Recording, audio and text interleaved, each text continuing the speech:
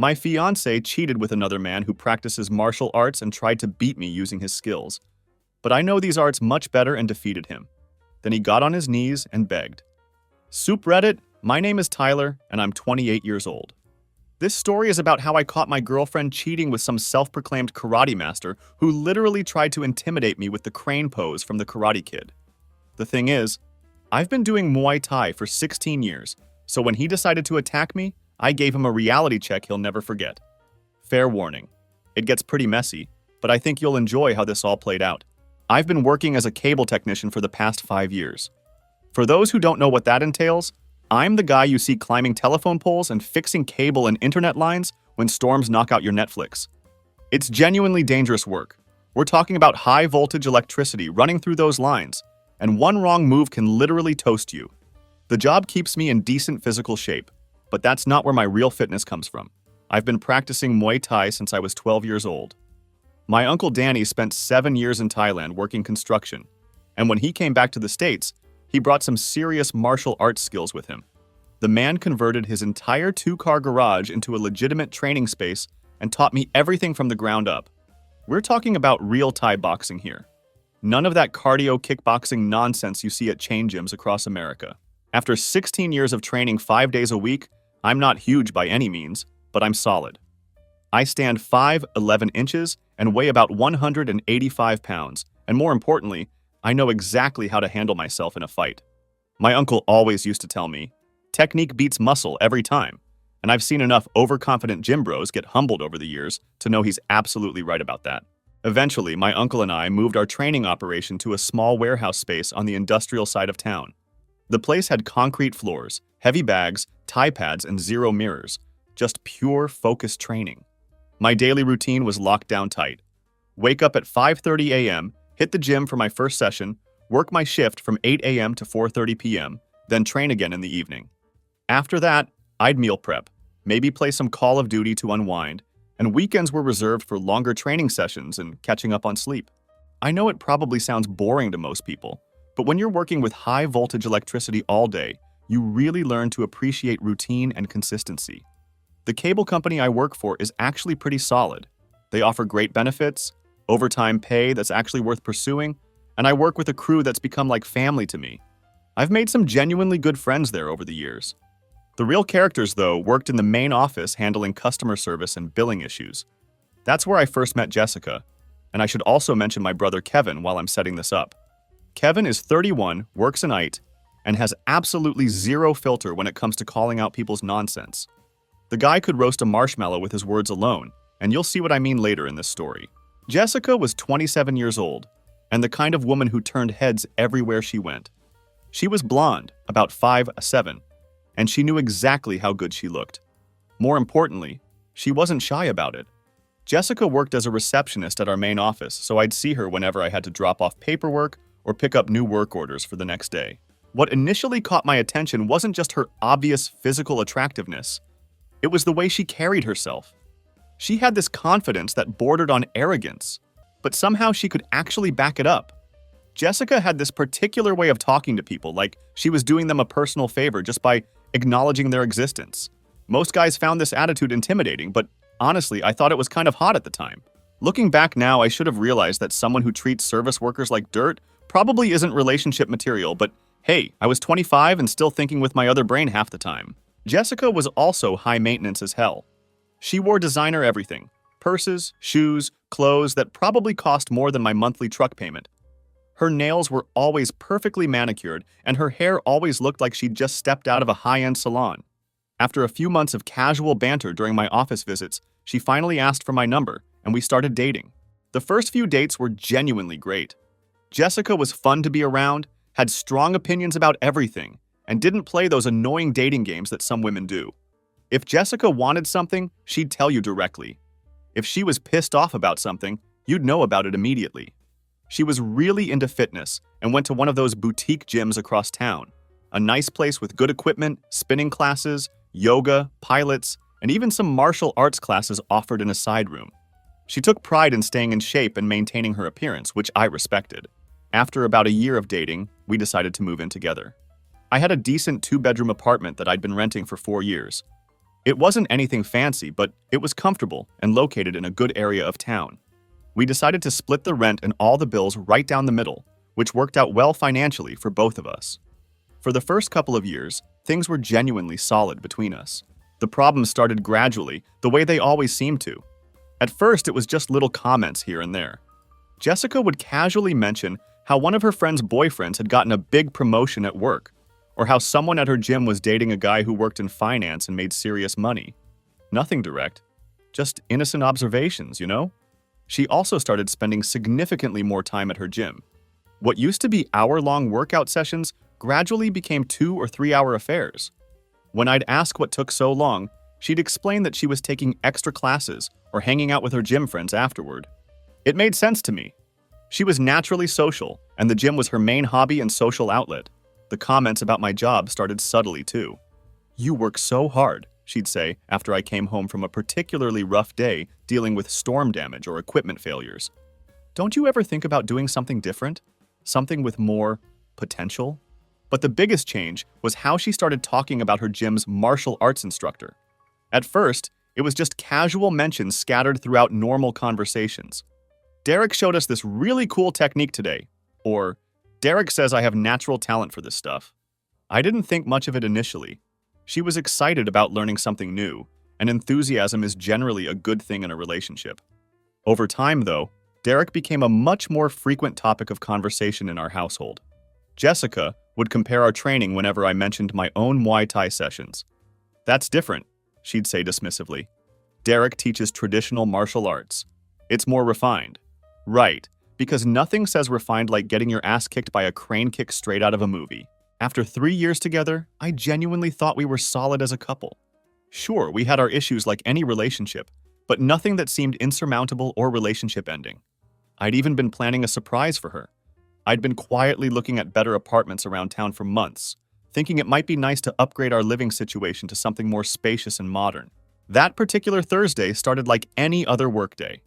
I was supposed to work just a half day, fixing some storm damage from the night before, then head straight to my training session. Jessica was still in bed when I left around 6:30 a.m., scrolling through Instagram like she did every morning. "I'll probably go to the gym later," she mumbled, without looking up from her phone. "I'm feeling tired today." I kissed her forehead and headed out for what I thought would be a routine day. The job was supposed to be simple and straightforward. A tree had taken down a single line on the east side of town during the previous night's storm. But when our crew arrived on site, we discovered that 3 poles had been damaged and a transformer needed complete replacement. What should have been a 4-hour repair job turned into a grueling 9-hour ordeal. By the time we finished, I was absolutely exhausted and covered head to toe in mud. It was almost 4 p.m. I'd completely missed my scheduled training session, and all I wanted was a hot shower and maybe a quick nap before dinner. I climbed the stairs to my apartment and unlocked the door, looking forward to finally relaxing after such a brutal day. What I saw next will be burned into my memory forever, no matter how long I live. Jessica was positioned on my couch with her hair pulled back in a messy bun, wearing nothing but a sports bra and those expensive leggings she'd bought last month. She was in some kind of stretching position, with her leg propped up on the coffee table, and standing right next to her was some guy I'd never seen before in my life. This guy appeared to be maybe 32 years old, completely shirtless, wearing nothing but gym shorts and sneakers. He had that puffy gym muscle look, the kind you get from lots of bench pressing and bicep curls, but zero functional training.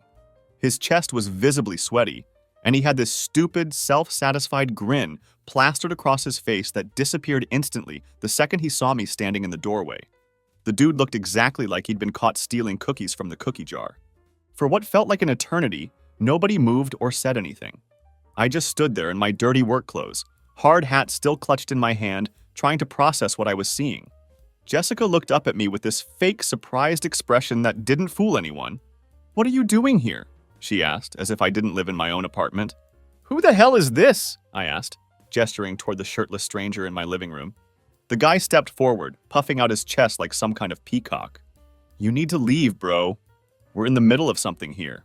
That's when I noticed Jessica's workout clothes scattered across the floor. Her sports bra was noticeably crooked, and there was a bottle of massage oil sitting prominently on the coffee table. "Let me guess," I said, staring directly at him. "Derek?" He smiled like he'd just won some kind of prize. "That's right. I looked directly at Jessica, who was now scrambling to fix her disheveled clothes, but somehow still had this defiant look on her face. "Don't make this weird," she said with complete seriousness. "Derek was just showing me some stretching techniques." "Stretching techniques in your underwear?" I asked incredulously. "We were working out. God, you're so paranoid," she shot back, as if this was somehow a reasonable explanation. "Yeah, because nothing says innocent workout like massage oil and taking your shirt off in someone else's living room." Derek stepped closer to me, clearly trying to use his size to intimidate me. "Maybe you should find somewhere else to be for a while," he suggested with that same smug grin. I set my hard hat down on the counter and took a good look at this guy. He was big, maybe 6'2" and around 230 pounds, but he was soft around the edges. More importantly, his stance was all wrong. His feet were too close together, his weight was distributed poorly, and everything about his posture screamed inexperience. All show, no actual fighting knowledge. "This is my place," I said calmly. "You need to leave, now." Jessica stood up, putting her hands on her hips like she was taking some kind of stand. "He's not going anywhere." "Yeah?" I replied, stepping into my natural fighting stance. "And what if I make you leave?" That's when Derek said the words that still crack me up to this day. "I wouldn't try that if I were you. I'm a third-degree black belt in Shotokan karate. I've won multiple tournaments." Jessica crossed her arms and smirked at me with complete confidence. "Derek could kick your ass without breaking a sweat." I couldn't help but smile at the absurdity of the situation. "Let's see what you got, Sensei." Derek stepped back and got into what I assume was supposed to be some kind of fighting stance, but his form was absolutely terrible. His hands were positioned too low, his feet were planted wrong, and his shoulders were way too tense. He looked like someone who'd learned martial arts exclusively from YouTube videos and had never actually sparred with anyone who knew what they were doing. "I'm giving you one last chance," Derek announced dramatically. "Walk away now and nobody gets hurt." Jessica was practically bouncing with excitement at this point. "Show him, Derek!" I stayed completely relaxed, keeping my weight balanced on the balls of my feet with my hands up but loose. After 16 years of legitimate training, facing this guy felt like squaring off against a toddler throwing a tantrum. Derek started circling me slowly, throwing these exaggerated hand movements like he was starring in some kind of kung fu movie. "You have no idea what you're dealing with," he continued his theatrical performance. "Less talking, more fighting," I replied. That's when Derek did something that will haunt me for the rest of my life. This grown man, standing shirtless in my living room, slowly raised his arms above his head and lifted one leg up behind him. He struck the exact crane pose from the Karate Kid, balancing there with complete seriousness while wobbling slightly as he tried to maintain his balance. I actually blinked several times, thinking I might be seeing things, but nope. Derek was really doing the crane kick pose, holding it like it was some kind of ancient secret technique. Jessica started clapping her hands together excitedly. "Yes, do it, Derek!" I had to bite my lip to keep from bursting out laughing. "Are you serious right now?" "This is an ancient technique passed down through generations of karate masters," Derek replied with absolute conviction. "Dude, what are you, the Karate Kid?" I asked in disbelief. There was a moment of complete silence. Then Derek suddenly leaped forward, throwing the crane kick directly at my head. It was honestly the most pathetic attack I'd ever witnessed in my life. Slow, completely telegraphed, and utterly off balance. I took one small step to the side and watched Derek sail past me, his arms windmilling desperately as he tried not to fall flat on his face. As he landed awkwardly and off balance, I stepped forward and drove my knee straight into his solar plexus. The impact was absolutely perfect. I felt my knee connect with that soft spot right below the ribcage, and all the air rushed out of his lungs in one massive whoosh. Derek collapsed to the floor like a deflated balloon, curling up in a tight ball and making these pathetic, gasping sounds. Tears were streaming down his face as he clutched his stomach, completely unable to catch his breath. I stepped back and waited, keeping my guard up. In real training, you never turn your back on an opponent until you're absolutely sure they're finished. But it was obvious this guy had absolutely nothing left in him. Jessica dropped to her knees beside Derek, her excitement instantly replaced by panic. "Oh my God, Derek!" she screamed at me. "You psycho! You attacked him for no reason!" "No reason?" I replied incredulously. "I caught you two in my apartment half naked, and this idiot tried to kick me in the face." Derek was still curled up on my floor, making weird whimpering sounds, looking nothing like the confident karate master he'd been pretending to be just moments earlier. So much for the karate master, I said, looking down at him with disgust. Get your stuff and get out, both of you. I never want to see you again. Jessica looked up at me with pure hatred burning in her eyes. You can't just kick me out! I live here! You just proved you don't deserve to be here, I replied firmly. She helped Derek struggle to his feet, though he was still hunched over and moving like an old man who'd thrown out his back. They gathered their scattered clothes in silence, Derek still unable to stand up straight. As they headed for the door, Jessica turned back to me with one final threat. This isn't over, she snarled. Derek is going to make you pay for this. I'll be waiting, I replied calmly. Famous last words from a guy who'd just gotten dropped by the same move I'd been practicing since I was 12 years old. 3 days later, I was getting ready for work when someone started pounding aggressively on my door. I looked through the peephole and saw Jessica standing there with 2 large suitcases and a pissed-off expression that could have melted steel. I opened the door cautiously. What do you want? I'm moving back in, she announced, as if this was perfectly reasonable. This is my home too. I watched in amazement as she dragged her suitcases into the living room like nothing had happened. I caught you cheating, I reminded her. We were working out, she insisted. Derek was helping me with my flexibility training. Half-naked flexibility training with massage oil? I asked, still unable to believe she was trying to gaslight me. She rolled her eyes dramatically. Everything isn't about sex, Tyler. Derek is a professional trainer. This was absolutely unreal. She was actually trying to convince me that I hadn't seen what I'd clearly seen with my own eyes. But honestly, this made my life much easier than I'd expected. Fine, I said, surprising her. You want the apartment? You can have it. Her face lit up with victory. Really? Yeah, I'll call the landlord today and remove my name from the lease. What Jessica didn't know was that I'd been apartment hunting for months already. I'd actually put a deposit down on a much better place across town. 2 bedrooms, updated kitchen, way nicer building in a better neighborhood. I was planning to surprise her with the move next month, but this situation worked out even better for me. I called the landlord and explained the entire situation to him. Since Jessica had been living there for 2 years and was familiar with the property, he agreed she could stay on the lease. But I wanted my name removed immediately. He said he'd have all the paperwork ready by the end of the week. Then I called the moving company and scheduled them to come on Monday morning. When Jessica asked what I was doing, I just told her I was making some arrangements. She spent the rest of the week acting like she'd won some major victory, constantly posting on social media about her independence and starting a new chapter in her life. If only she knew what was coming her way. I also called my brother Kevin and asked if he could help me move some stuff on Monday. He was immediately suspicious about the whole situation. Help you move what? He asked. I thought you and Jessica were solid. Long story, I replied. Just bring your ass and your sense of humor. Now I'm definitely coming, Kevin said with a laugh. Monday morning arrived, and the movers showed up right on schedule. Jessica was still in her pajamas when she heard them knocking at the door. What's going on? She asked, looking confused. Moving day, I said cheerfully, directing the movers toward the couch. Her face went completely white. Wait, what? You can't take the furniture. Actually, I can, I replied. It's all mine. That's when Jessica absolutely lost her mind. She started screaming about how she needed furniture, how she couldn't afford to replace everything, and how this wasn't fair.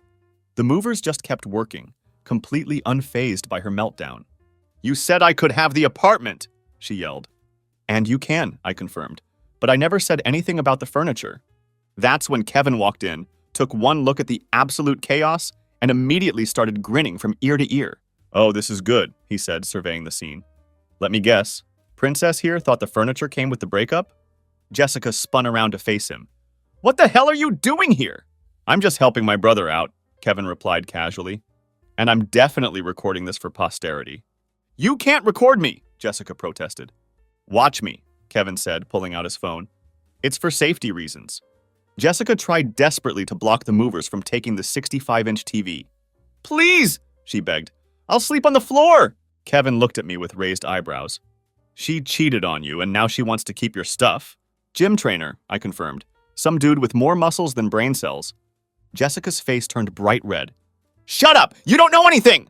I know you're about to be sitting on the floor of an empty apartment, wondering how you got here, Kevin replied.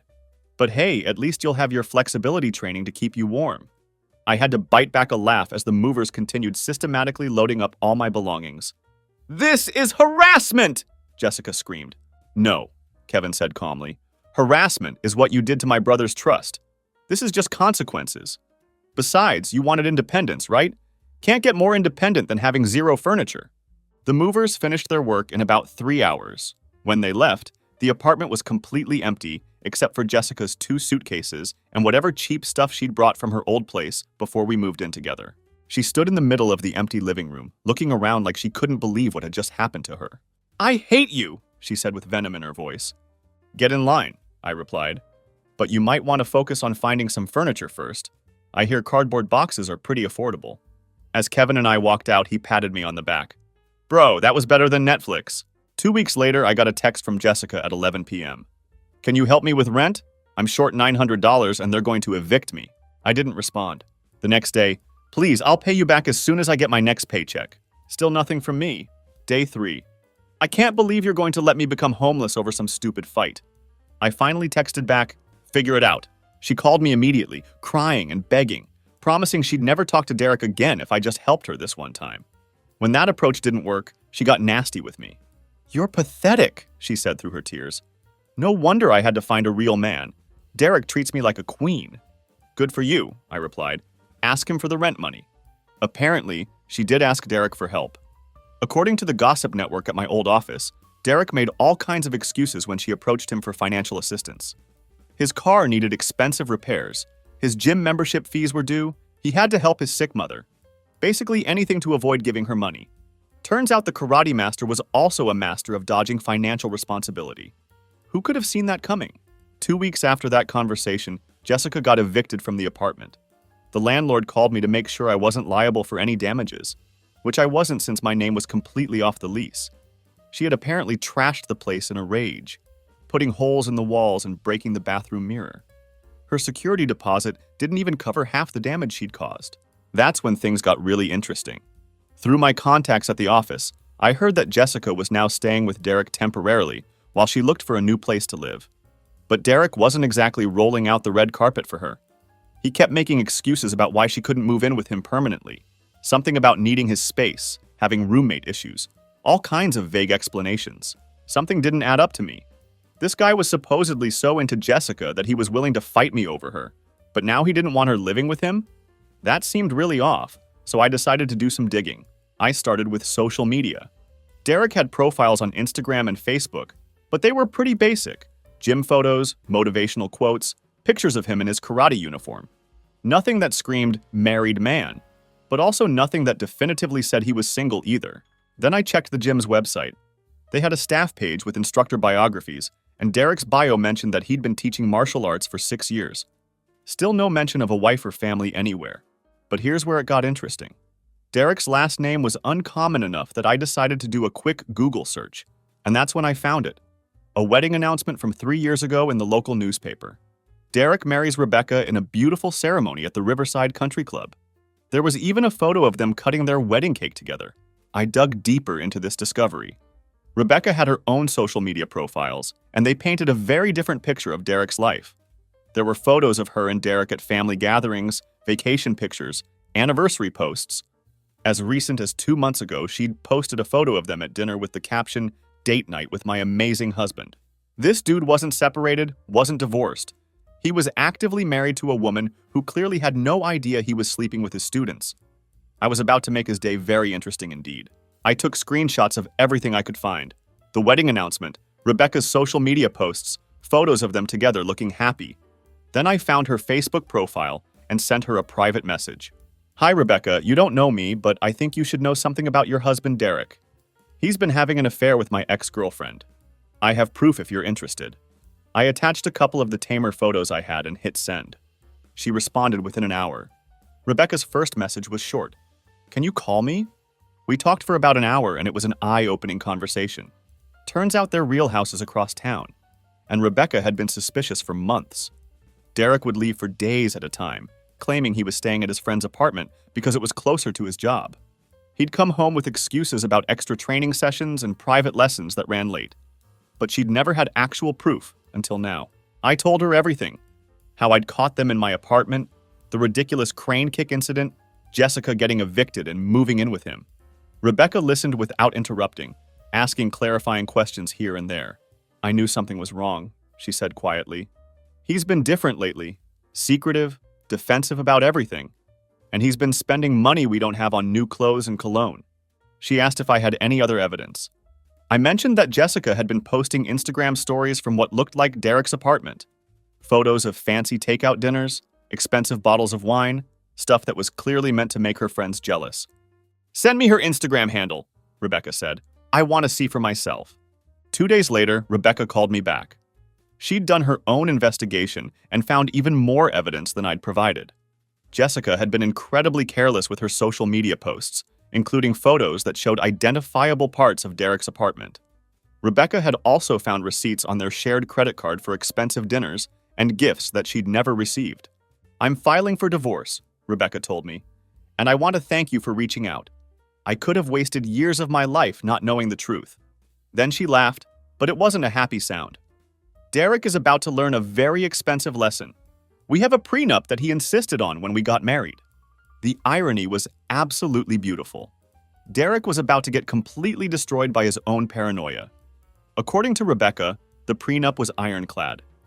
Any spouse who committed adultery would forfeit their claim to joint assets and have to pay the other spouse's legal fees. Since Rebecca was a network administrator making good money while Derek was just a part-time karate instructor, he was about to lose big time. But Rebecca wasn't done with her revenge. She also mentioned that Derek had been using their joint credit card to pay for his extracurricular activities. All those fancy dinners with Jessica, the hotel rooms, even those ridiculous fingerless gloves he'd worn during our fight, all paid for with money that was technically half Rebecca's. "I'm documenting everything," she said with satisfaction. "My lawyer says this is going to be a slam dunk case." 3 days later, Derek got served with divorce papers at the gym. According to my sources, he completely lost his mind, started screaming about how it was all a misunderstanding and how someone was trying to frame him. But the evidence was overwhelming. Rebecca had screenshots, credit card statements, and even security footage from their apartment building showing Jessica coming and going at all hours. Derek tried desperately to convince Jessica to lie for him, to say they were just friends, and that I was making everything up out of jealousy. But Jessica, being the genius she is, had already posted way too much on social media. Her own Instagram stories proved beyond any doubt that they were sleeping together. Within a week, Derek kicked Jessica out. She'd been staying on his couch while Rebecca was out of town on business, but now that the divorce was officially underway, he couldn't risk having her around as evidence. So now Jessica was homeless again. Derek was losing everything in the divorce, and I was living peacefully in my new apartment. The master had become the student, and the lesson was going to be very expensive. But the story doesn't end there. 3 weeks later, I was coming home from a particularly brutal day at work. We'd been working on high voltage lines all day, and I was absolutely exhausted. All I wanted was a hot shower and some food before crashing for the night. I took the elevator up to my floor and immediately knew something was wrong. There were 3 guys sitting in the hallway near my door, and they definitely didn't look like they were visiting neighbors. 2 of them I didn't recognize. Both looked like typical gym bros, probably friends of Derek. The third was Derek himself, wearing a tank top and those ridiculous fingerless workout gloves that serious fighters never actually use. As I walked toward my apartment, Jessica stepped out from around the corner. She had this excited, vindictive smile on her face that told me everything I needed to know. "Surprise?" she said mockingly. "Derek wanted to have a little chat with you." Derek stood up, flexing his shoulders dramatically. "Remember me?" "Hard to forget," I replied calmly. "What do you want?" "You ruined my life," Derek said, his voice rising. "My wife left me. I'm losing everything, and it's all because of you." I looked at the other 2 guys flanking him. They were both bigger than Derek, but they had that same soft, untrained look that screamed gym membership, but zero actual fighting experience. "So you brought backup?" I asked. "I brought witnesses," Derek corrected. "I want everyone to see what happens when someone messes with my life." Jessica was practically vibrating with excitement at this point, clearly expecting some kind of revenge fantasy to play out. I set my work bag down and prepared myself mentally. 3 against 1 definitely isn't great odds under normal circumstances, but these guys clearly had no idea what they were doing. Derek started his movie villain speech again. "You think you're so smart, telling my wife about us?" he continued. "If you're going to jump me, can we skip the monologue?" I interrupted. "I've got dinner to make." That comment really pissed him off. Derek charged forward with a wild haymaker, probably thinking he could end the whole thing with one lucky punch. I ducked under his swing and stepped to the side easily. One of his buddies tried to grab me from behind while I was focused on Derek, but I was already moving. I drove my elbow back hard into his stomach, then spun around and caught him with a solid right hook to the jaw. He went down hard, hitting the hallway floor with a satisfying thud. The second guy hesitated for just a moment, which turned out to be his fatal mistake. I stepped forward and threw a straight punch directly into his nose. I felt the cartilage give way under my knuckles as he stumbled backward, both hands immediately covering his face as blood started pouring between his fingers. Derek was still trying to figure out what had just happened to his backup when I turned my attention back to him. "Your turn, Sensei," I said. He got into his ridiculous karate stance again, hands moving in those same exaggerated patterns I remembered from our first encounter. "You destroyed my marriage," he yelled. "You did that yourself," I replied matter-of-factly. Derek threw a series of punches that looked impressive to someone who didn't know any better, but they had absolutely no power behind them. I slipped them easily, then stepped in close and drove my knee straight into his stomach again. Same spot, same technique, same result. Derek crumpled to the floor like a deflated balloon, gasping for air and curled up in a ball. His two friends were still down, one holding his jaw, the other trying unsuccessfully to stop his nosebleed. "You done?" I asked, looking down at the three of them. Jessica was screaming about how I was crazy, how this was assault, how she was calling the police immediately. "Go ahead, call them," I said calmly. "Let's see what they think about three guys jumping one person in a hallway." She helped Derek struggle to his feet, but he could barely stand upright. "Don't look too proud," Derek wheezed. "This isn't over."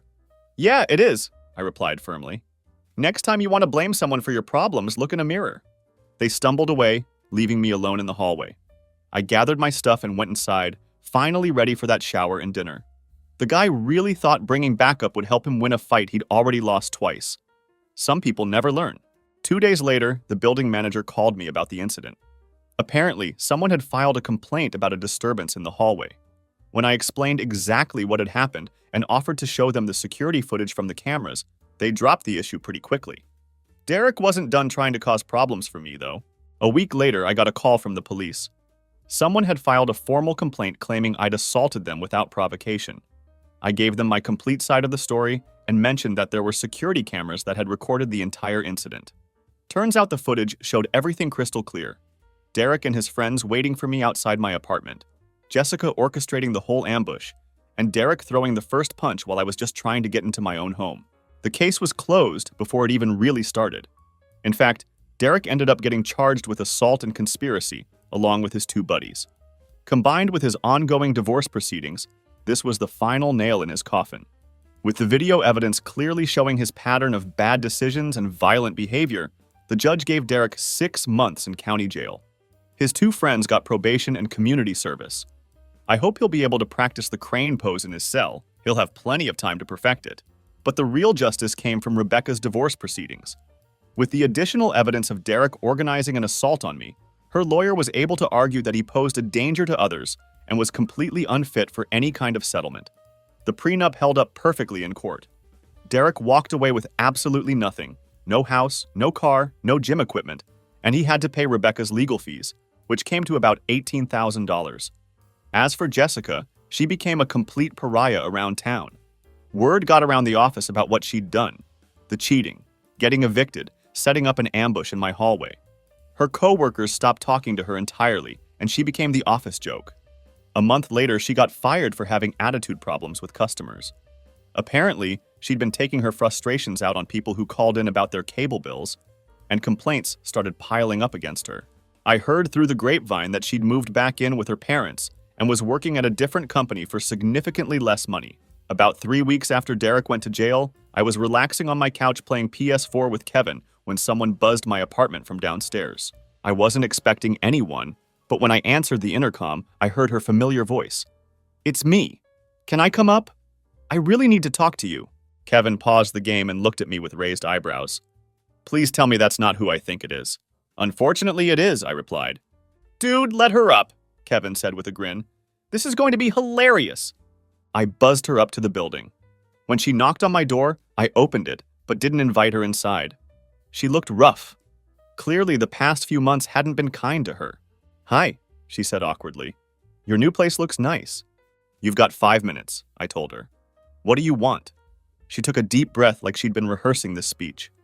I want to apologize for everything. I know I messed up with Derek and I know I hurt you, but I've had time to think about everything. And I realize you're the best thing that ever happened to me. From the couch, Kevin called out, "Oh, this is already good. Keep going." Jessica shot him an annoyed look. Who's that? That's Kevin, and you've got 4 minutes left, I replied. She continued her prepared speech. I miss us. I miss what we had. All that stuff with Derek was a mistake, a huge, stupid mistake, but it's over now. He's completely out of my life. I want to make things right between us. No, I said simply. Her face fell. What do you mean, no? I mean, no, we're not getting back together. Ever. But I apologized. I admitted I was wrong. What more do you want? Nothing, I replied. I don't want anything from you except for you to leave me alone. That's when the mask completely slipped, and the real Jessica came out in full force. Are you serious right now? She snapped. Do you know how hard this was for me? Swallowing my pride to come here and apologize? Kevin paused his game again and turned around. Did she just say swallowing her pride was hard? Lady, you were literally oiling up for some karate dude in his apartment. Jessica's face went bright red. Stay out of this! Nah, I'm good right here, Kevin replied casually. This is better than reality TV. Please continue embarrassing yourself. I've been through hell because of you, Jessica continued, her voice rising. I lost my apartment, my job, everything. The least you could do is give me a chance to make things right. You lost everything because of your own choices, I reminded her. That has nothing to do with me. She stepped closer, getting that entitled look I remembered so well from our relationship. Come on, we were good together. You know we were. And now you have this nice place, you're doing well. We could start fresh. Kevin laughed out loud from the couch. Oh my God, she actually thinks this is going to work. What's next? Are you going to promise to be faithful this time? Shut up! Jessica yelled at him. Hey, I'm not the one who cheated with Captain Crane Kick, Kevin shot back. Speaking of which, how's Derek doing in jail? I heard orange isn't really his color. That's not happening, I told Jessica firmly, ignoring her growing fury. Why are you being so stubborn? She demanded. People make mistakes. I said I was sorry. I could see she was getting more agitated by the second, so I started closing the door. All right, this conversation is over. Don't come back here. She stuck her foot in the door to prevent me from closing it. Wait, you can't just dismiss me like this. I apologize. That means you have to forgive me. That's not how it works, I replied. Move your foot. Kevin got up from the couch with his phone in hand. Need me to explain this to her? Because I've got all day. No, we need to talk about this like adults, Jessica insisted desperately. I'd had enough of this nonsense. I pulled out my phone and called the front desk. Hey, this is apartment 4B. I need security up here. Jessica's eyes went wide with disbelief. You're calling security on me? Are you insane? You wouldn't leave when I asked nicely, I explained. Kevin was recording everything on his phone now. This is going straight to the group chat. The boys are going to love this. Stop recording me, you jerk! Jessica screamed at him. 2 security guards showed up within 5 minutes. Jessica tried to explain to them that we were just having a relationship discussion, but they weren't interested in her story. Ma'am, you need to leave the building, one of them said firmly. The resident has asked you to go, and now we're asking you to go. This is ridiculous, Jessica protested. I just wanted to apologize. Kevin called out from behind me. Next time, try apologizing to a mirror. Maybe work on some self-awareness while you're at it. Before the elevator doors closed, I called out to her one final time. If you show up here again, I'm calling the police. Stay away from me. She gave me one last hateful look as the doors shut between us. I haven't seen or heard from her since that day. The building security has her photo now, so even if she tried to come back, she wouldn't make it past the lobby. Kevin was absolutely dying laughing as we went back to our game. Bro, that was incredible! She actually thought you'd take her back after all that. Apparently some people never learn, I replied. But hey, at least you got a good story out of it, Kevin said with a grin. These days, I'm single and absolutely loving it. I'm living in my much better apartment, still working the cable lines, and still training 5 days a week at the warehouse gym. The crew at work got a good laugh out of the whole story, especially when I described Derek's ridiculous crane kick attempt. They still bring it up sometimes when we're having a slow day. My uncle just shook his head when I told him the complete story. That's exactly why we train for real, he said. So when fake fighters come around, we know the difference immediately. Derek got out of jail about a month ago.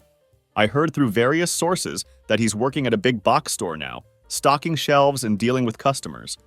Apparently, he's telling people he's a reformed man and that he's completely given up martial arts. That's probably a smart move on his part, because if he ever tries that crane kick technique again, he's going to learn that some lessons need to be taught more than once. The guy went from calling himself a karate master to working retail in 6 months. That's got to be some kind of record. As for Rebecca, she's doing fantastic. We stayed in touch after the divorce proceedings, and she found someone who actually deserves her. She sent me a thank you card last month, saying that reaching out to her was one of the best things that ever happened to her. She's in a much better place now, both financially and emotionally. The whole experience taught me a lot about people and relationships. Sometimes you think you know someone, and then they show you exactly who they really are when things get tough. Jessica showed me that she was willing to throw away 3 years together for some flashy guy who talked a big game but couldn't back it up. Derek showed me that some people live their entire lives as frauds, hurting everyone around them while pretending to be something they're not. But it also showed me the importance of standing up for yourself and not letting people walk all over you. If I hadn't contacted Rebecca, she might have wasted years more of her life with that cheating loser. If I hadn't defended myself when Derek attacked me, who knows what kind of harassment I would have had to endure. The funniest part is that this whole situation could have been avoided if Derek had just been honest about being married, or if Jessica had just broken up with me before starting something with someone else. Instead, they both chose to lie and cheat, and it ended up destroying both of their lives while barely affecting mine. I'm in a better apartment, I've got great friends and family support, my job is going well, and I'm in the best shape of my life. Meanwhile, Derek is stocking shelves, and Jessica is living with her parents. Sometimes karma doesn't need any help. People create their own consequences through their choices. Edit. Thanks for all the comments and awards. I appreciated everyone. For those asking, yes, I still have the security footage from both incidents. No, I'm not posting it online. And yes, Rebecca and I are still in touch occasionally. She's doing great and found someone who actually deserves her. Edit 2. To whoever asked if this story is fake, I honestly wish it was. Life would have been a lot simpler if none of this had happened, but sometimes reality is stranger than fiction.